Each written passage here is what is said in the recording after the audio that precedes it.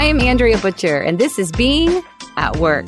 Being a leader is hard. So on this show, I set out to talk with experienced leaders to learn from their pivotal moments, how they led through the challenges we can all relate to but are often unheard. If you're a leader, I suspect you've read or are at least familiar with the Leadership Challenge. Well, today's guest is Jim Kouzes, the co-author with Barry Posner of this award-winning and best-selling book. There are over 2.5 million copies of the Leadership Challenge in print, and Jim and Barry are currently working on their 7th edition, as he'll talk about. The Leadership Challenge has been named one of the 100 best business books of all time. And in addition to this book, Jim and Barry have co-authored over 30 other publications. Not only is Jim a highly regarded leadership scholar, the Wall Street Journal cited Jim as one of the 12 best executive educators in the U.S.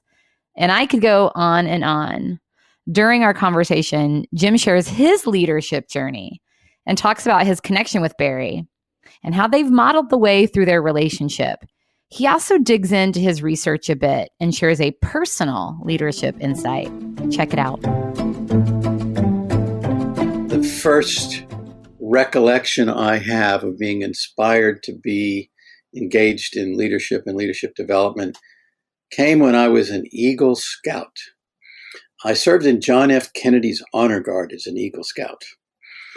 At 15, I was invited and I was able to be in the inauguration of John F. Kennedy. There he was with his wife and his family right above me a few feet as I stood on Pennsylvania Avenue, and I had earlier given that very inspirational speech, the famous line, "Ask not what your country can do for you, but ask what you can do for your country." And that I can still feel the January chill in my body whenever I think about it.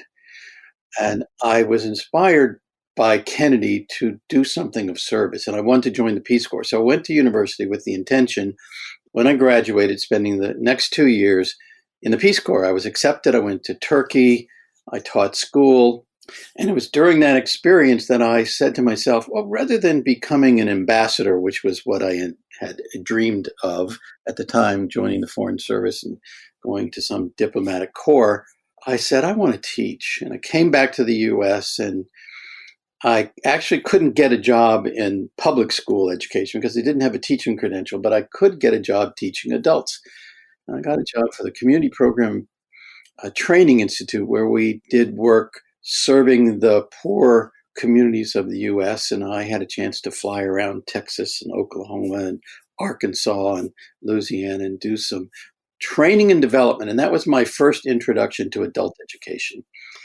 And long story short, fast forward through time in Texas and then Santa Clara, moving to Santa Clara County in California and at San Jose State University for a while, meeting the dean of the business school at Santa Clara. I ended up at Santa Clara University. And I remember unpacking my boxes, books and office supplies, and putting them in drawers and on shelves in St. Joseph's Hall at Santa Clara, when there was a knock on my door, and I turned around and there was this big, tall guy in the doorway, and he said, "You're in my office." Startled, I said, "Oh, I'm sorry. I thought this was my office. The dean told me this was my office." And he laughed. He said, "No, it is your office now, but it was my office. Welcome to Santa Clara University." Oh, that's great. And that was Barry Posner. And Barry said after that, if you need to meet any people on campus or kind of get a tour and find out where things are, I'm glad to help take you to lunch and faculty club. And I took him up on his offer. And through that initial meeting and conversation we had over lunch and walks around campus, we found out we had some common interests. He also had a public administration background. Working on his PhD, he went into org behavior. And I also found out that he was one of the best teachers in the executive program. I was the director of executive education. And so one of the things that we did together was to do a 2-day program with Tom Peters. Tom did the first day on what would become his book, In Search of Excellence, shortly before it was launched. And then he came back again to work with me and Barry. And he again did a session on his new book. Barry and I were doing day two. Now, we didn't have a book and we didn't have the same kind of framework of attributes of excellent companies, but we did have some data around excellent managers that we had begun to gather. But because we didn't have the extensive kind of material that Tom had, we did what a lot of facilitators do, and that was involve the audience in building some content. So we asked people in the audience to prepare for our one day by writing a story about their personal best leadership experience, which they did as an assignment. And they came back and they met in small groups, and each individual in the small group told their stories, and they recorded their findings on flip charts. And we lined the hall walls of Kenna Hall, Santa Clara University, with these flip charts, and we asked people to do a gallery walk. And they walked down the gallery and they looked over these flip charts, and they and we, Barry and I, were seeing this for the first time, and we all kind of went, wow, this is really interesting. When people answer this same question individually and as a group, talk about their stories, they all come up with some very similar kinds of lessons learned. That was the first exposure to what became the 5 practices of exemplary leadership. That was on February 16, 1983. And that was really the turning point where Barry and I began a serious investigation of the leadership challenge and the 5 practices that resulted from it. The practices of model a way, inspire a shared vision, challenge the process, enable others to act, and encourage the heart. And there was other research that we did, of course, to develop that model. We developed a leadership practices inventory, began to assess people. So over these 35 plus years now that we've been working together, and we've collected over 5,000 of these personal best leadership stories. Over 5 million people have responded to the LPI. We have data from 70 different countries. Nearly 800 research papers have been written by other people other than me and Barry on exemplary leadership using our framework and our leadership practices inventory. And of course, we over these years have continued to gather data and subject it to some pretty rigorous reliability and validity testing in order to be able to say to people today, if you engage more frequently in the 5 practices of exemplary leadership, we know that you will be personally more engaged, teams will be more engaged, and the organization will be more profitable and productive. So that's how we got started. When you set out in the early 80s to do this work, Jim, did you have any idea it would become what it is today? Because, not only the 5,000 personal bests that you've collected, but, I think about the thousands of personal bests that I've been privileged to collect as a facilitator. The impact and the scale of the leadership challenge is so broad. It's global impact. Did you think setting out that would happen? I think every author hopes that their books will do well. So we had this hope, but no, we had no idea that 4 decades later, we'd still be doing research on this topic and people would still be engaged in workshops and other learning experiences, coaching around using this model and framework. And we've asked people, Andrea, we're curious, what is it that interests you? What is it that draws you to this framework? We want to know ourselves. And I think there are 2 things that pop up most frequently, 2 or 3. The first is it's evidence-based. So we know that collecting data and doing empirical research on this is important. We know that our customers want some evidence that if they do these things, it's going to have positive outcomes. So evidence-based is one. The second is that it just is, people say, it's simple. No, we don't, they say, we don't mean like it's simplistic, but it's easy to understand. You've got 5 practices. They make sense. They really resonate with my own experience out there in organizations, leading and managing and working on teams and trying to engage people more in the work that they do. So they make sense. It's easy to understand. And the third is it's practical. because of the roles Barry and I have been in, I was president, CEO, and chairman of a consulting firm. I served as an academic administrator at two different universities. I have a leadership experience myself. Barry's been the dean of a business school. He's been department chair multiple times. So he's also served in leadership roles. And we know that, it's one thing to write about these things and do research on them and report data, but it's another thing to put them into practice. And so we want to be as practical as we can in the work that we do. So evidence-based, easy to understand, and practical. Yeah, one of the things you say in the book, Jim, is leadership is not about personality, it's about behavior. So essentially, it answers the question, if you want to be a better leader, what do you need to do, regardless of personality? And as a leader myself, getting back to the practicality, there are so many times, even throughout the day, sometimes, regardless of the situation, regardless of the challenge, I can always ask myself questions around the 5 practices. What way am I modeling here? How am I inspiring a vision in this situation? Where do I need to push myself out of my comfort zone or challenge the process? And then how am I enabling, encouraging all the people around me?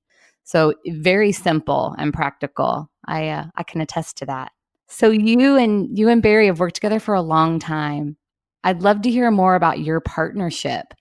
What has driven your partnership as you've done this work? It's often been referred to by our spouses as our second marriage. We have our work partners, our work spouses.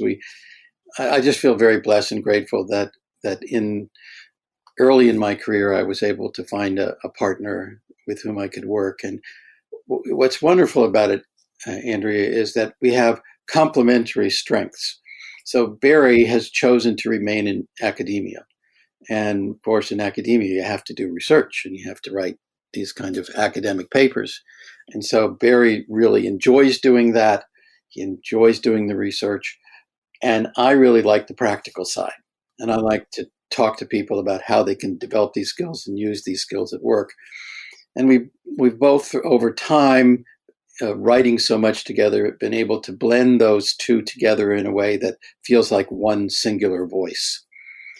And I think that part of that, early on, we realized, we write about values. We write about people having to have some principles that guide them along their path. And we decided that we needed to do that for ourselves. We need to ask ourselves, what are the fundamental principles for which we stand that are integrated throughout our work, that inform our work, both the practical side and then the research and academic side. And the first one of those, so we did that exercise ourselves. We asked people to do it in workshops. And so we did it for ourselves, and we came up with 7. And the first one of those is collaboration. I remember one of probably the most memorable lessons I ever learned from one of the people we interviewed, who was Don Bennett, during the first edition. And I asked Don what was the most important lesson he learned in climbing Mount Rainier, 14,410 feet on one leg and 2 poles. And he said, you can't do it alone. And so collaboration has been a very important part of our work. We share everything 50-50, essentially. We work together in our writing and in the training and the work that we do in consulting and coaching as equal partners. That's number one, and it infuses our work because we have learned that you can't do it alone. Excellence and achieving excellence isn't an individual sport. Even if we write about a leader or leaders individually and what individually they can do, one of the most important lessons that any leader can learn is to be humble and understand that you need a team of other people in order to get anything extraordinary done. The second value is credibility. We found very early on in our research that credibility is the foundation of leadership, and so we needed to practice what we preach. And so part of the importance of holding these leadership roles ourselves over the years is to demonstrate to other people that we don't just write about this, but we put it into practice. The third one of our values is evidence, going back to why people like our work and feel it has credibility to them is because there's data to back it up. And so if we ever say anything that is a recommendation to somebody on something you can do to increase the frequency of these behaviors, we know that the probability is it's going to have a positive outcome. There's no guarantee in leadership that if you do something, it's going to work. It is all about probabilities, but you'll increase the probability that you'll be successful by a significant degree if you do these things. The fourth of those is what we call possibility thinking. Andrea, I remember a time when Barry was off in New York with his family on a little vacation right after the first edition of Leadership Challenge came out, and he brought back a poster of a rainbow striped zebra. And he gave it to me. He had one, I had one, and he gave it to me. And the phrase above the rainbow striped zebra was, "To be good is not enough when you dream of being great." And I just loved it. So I framed it. I hung it in my office at Santa Clara University. I took it with me to all my other jobs subsequent to that. And I hung it on the wall. And when people came in to talk with me, it was right behind me on the wall. And I would be able to point to this sign, or people would see it and they'd get the point that we don't settle for good. We dream of being great, and we need to continuously challenge ourselves to improve whatever it is we do. And if you'll notice, the subtitle of the Leadership Challenge has always been the same throughout all of these publications, six editions. We're talking about working on the seventh. And that is how to make extraordinary things happen in organizations. The fifth is what we call liberation. We believe that people have the innate capacity to lead. We know that from our data, for example, that 99.99987% of people demonstrate some capacity to lead. And so it's our job to bring that out of them, to be able to help them to see that they too are leaders and can exercise these practices to a greater degree. Accessibility is our sixth value, meaning let's keep it simple. Let's make it understandable. Let's make it practical for people. And the final one, and not necessarily final in any way because it's last and least important, but because it just happens to be the one we like to talk about at the end of every Leadership Challenge edition, is love. Leadership is not an affair of the head, it's an affair of the heart. So those drive our work, and they came out of applying our work to ourselves. That's so good. Well, so you are modeling the way in your partnership. We are Through attempting these shared values. Yeah, I'm still feeling the effects of leadership is not an affair of the head, it's an affair of the heart. Isn't that true? Connection, relationship. Thank you for sharing those values. That's really insightful. It's always good to understand the authors behind a book and how they work together, particularly since you've been working together for so long.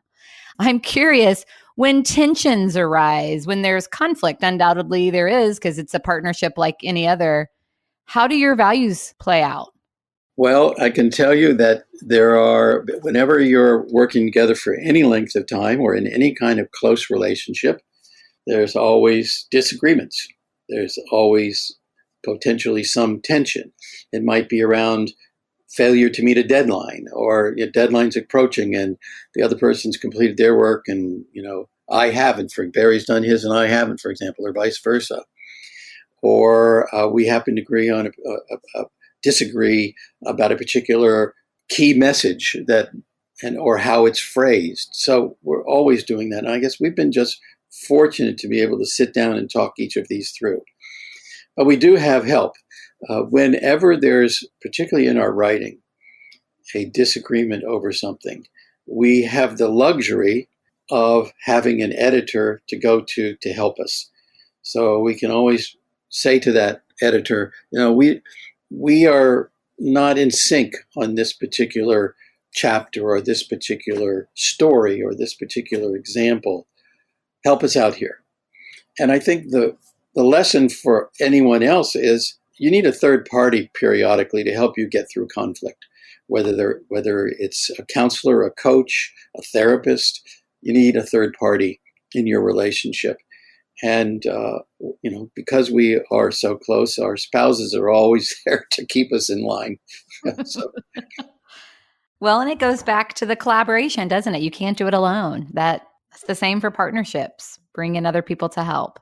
absolutely. So you talked about the 5 practices a little while ago. So for each of the 5 practices, there are 2 commitments and there are 6 behaviors. So the entire model includes 30 observable behaviors. So again, answering the question, I want to be a better leader. What do I do?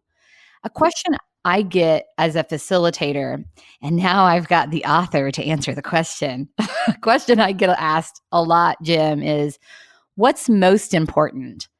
If I had to focus on one of these behaviors, which one would it be? Well, that the answer is it depends. Of course. And let me explain. Let me explain. First of all, in our research, we have found, and the why we focus on behaviors, and very specifically these 30, is that it's the most observable thing that a constituent, somebody who's looking at your behavior or impacted by your behavior, experiences. While some people look at traits or motivations, we look at behavior. And that's because that's something that each of us can observe the other person's behavior and give feedback on. And we find that only about less than 0.2% of the effectiveness of a leader is explained by age or gender or ethnicity or education or function or position or industry, size of the organization, tenure, nationality. All 10 of those combined account for only 0.2% of the variance that explains why leaders are effective. And so it really is the behavior that we need to be focusing on. And that accounts, depending on whose study you read, somewhere between 39 and 70%. We tend to think it accounts for a little bit less than that 70%, anywhere from 39 to 50. But we know that it is the most important variable to focus on, is focusing on behavior. Why does it depend? Each individual leadership practices inventory profile is different. Each one of us as leaders has something very specific to us that is both a strength and an area of improvement. Now, we can make some generalizations about what things seem to more frequently be areas for attention and development. For example, inspire a shared vision is the practice over time on which most people get feedback. They're demonstrating this behavior less frequently. So if we had to make a generalization about developmental need, it's inspire a shared vision. But again, some people score very high on that, and that may not be where they need to start. Some people may need to start on challenge the process, for example. Others maybe encourage the heart. So I say it depends because each individual leader has different developmental needs. But the other reason I say that it depends is because every practice accounts for some percentage of the variance. If you took one out of the leadership practices inventory, the 5 practices of exemplary leadership, and said there are only 4, or we're only going to focus on one, you wouldn't explain as much of the variances of why leaders are effective. So taking things away only decreases the possibility, and focusing only on one doesn't help as much as saying, you need to focus on all of them. Let me use another analogy. Leadership is like a pentathlon. If you're going to compete in a pentathlon, you need to be able to compete in all 5 events. You can't say, oh, I'm not very good at javelin throwing, so I'm not going to do that one. Well, sorry, but if you're going to compete in it, you got to do it. You may not do it as well as the others, but you still got to be able to do it. Leadership is like that. You may not be the best at enable others to act, but at least you got to do it. If you're going to compete at the highest levels, if you're going to be in the leadership Olympics, you need to be able to do that better than all the other really good people doing that. So it means you have to elevate your skill level in all of these practices, not just in one of them. Well, and they are the 5 practices of exemplary leadership. So, yeah, if I focus just on one practice area, odds are I'm not going to be exemplary. I may be good at that practice, but I'm not rounded out as a leader because there are key components missing. So all support and all are important. Absolutely. Yeah, good. If you could go back, you've been at this now for quite some time through your partnership with Barry and all the other work that you've done. If you could go back and give yourself one piece of advice, what would it be? I go back to Don Bennett's advice on you can't do it alone. And I would just say, I need to remind myself every day that I can't do it alone and that I need to seek out the help, advice, coaching, and counseling of other people. And the other thing is that the best leaders are the best learners. Every day, I try to learn something new. I make it a habit, and I usually do it in the morning. I find it easier for me to learn in the morning.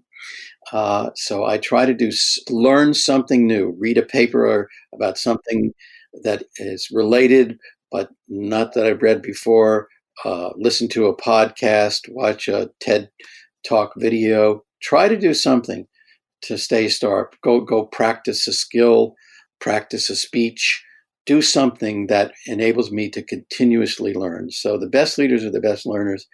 We have to be continuous learners and engage in learning and find ways to learn on a continuous basis. Jim, thank you so much for sharing all of this insight. You've given us a glimpse into the story that got you to where you are today, the journey that you were on with Barry from the moment he was in the door. You're in my office. Through working on your 7th edition of the Leadership Challenge. Yes. How exciting. And 30 publications you've worked on together. That's so much good work. Thank you. Thank you for inspiring leadership, inspiring greatness, perseverance. This is such a dream for me to be able to talk to the author of a program that I've been delivering for many, many years and has been such a big part of making me who I am as a leader. So thank you, Jim Kouzes.